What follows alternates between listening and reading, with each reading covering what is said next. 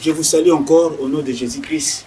Nous sommes à la deuxième partie de notre émission, les cantiques lumineux. Nous abordons notre grand terme, les mariages. Et aujourd'hui, nous prenons le sous-thème, les divorces. Les divorces, ce n'est pas sur le plan de Dieu. Avant d'entamer, je vous demande de vous abonner massivement à notre chaîne YouTube Justin Koum officiel. Cette émission Cantique Illuminé, nous apportons la parole de Dieu, l'éclaircissement, nous apportons l'enseignement, l'exhortation, la prédication. Nous faisons aussi des analyses. Nous vous apportons aussi l'adoration, la louange envers Dieu.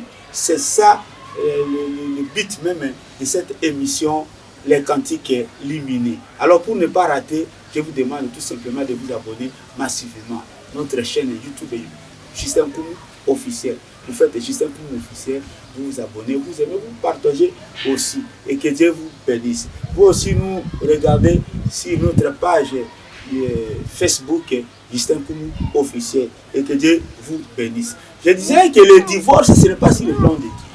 Quand bien même dans l'ancienne alliance, dans le livre de Deutéronome chapitre 24, Dieu avait donné à Moïse de dire aux enfants d'Israël, si quelqu'un veut répudier sa femme, qu'il lui fasse une lettre de divorce. C'était à cause de leur dureté de guerre, mais ce n'était pas sur le plan de Dieu. Ce n'était pas sur le plan de Dieu.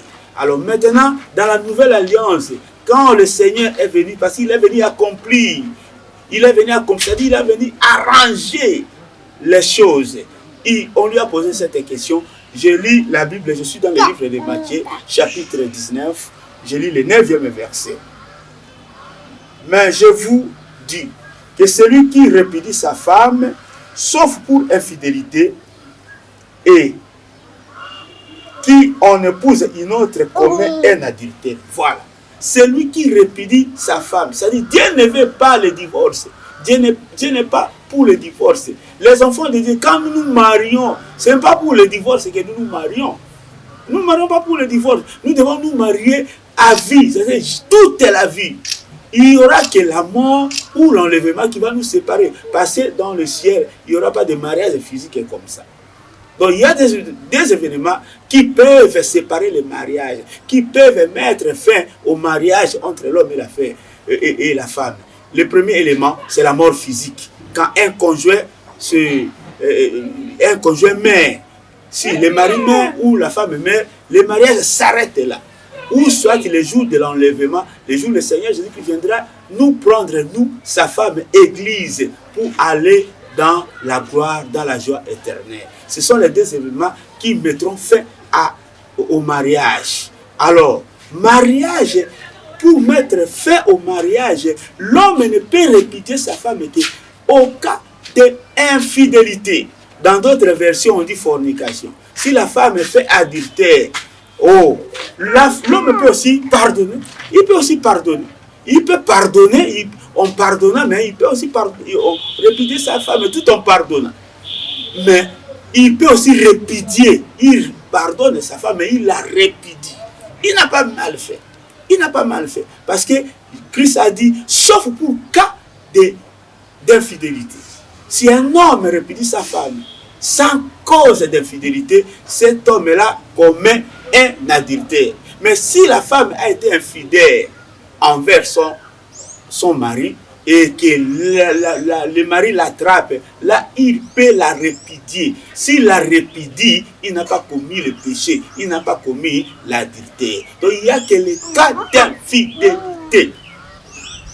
Il n'y a qu'un seul cas, le cas d'infidélité, le cas de la fornication, ou bien, si vous voulez, le cas de l'adultère. Une femme adultère, une femme infidèle à l'égard de son mari, cette femme-là, son mari peut la répudier. Et un mari qui répudie sa femme pour cas d'infidélité, cet homme-là n'a pas commis d'adultère. Voilà pourquoi Dieu n'est pas pour les divorces. Nous marions à vie, mariage à vie. Comme je venais de dire, il n'y a que la mort physique d'un des conjoints ou bien des deux conjoints qui mettra fin au mariage ou l'enlèvement de l'église. viendra aussi mettre fin au mariage. Donc, nous ne pouvons pas nous marier. Voilà pourquoi je te demande, avant d'entrer dans le processus de mariage, il faut prier Dieu. Il faut prier Dieu. Ne sois pas seulement attiré par la beauté extérieure. Ne sois pas seulement attiré par les finances, par les matériels de l'homme, par exemple. Mais il faut prier Dieu. Parce que quand tu t'engages dans le mariage, Dieu ne veut pas le divorcer. Il faut être fidèle l'un et l'autre jusqu'à la fin. Jusqu'à la fin, jusqu'à l'enlèvement ou bien jusqu'à la mort de l'un des époux. C'est ça ce que Dieu veut sur le mariage. Il n'y a pas de divorce. Que Dieu vous bénisse. N'oubliez pas encore de vous abonner sur notre chaîne.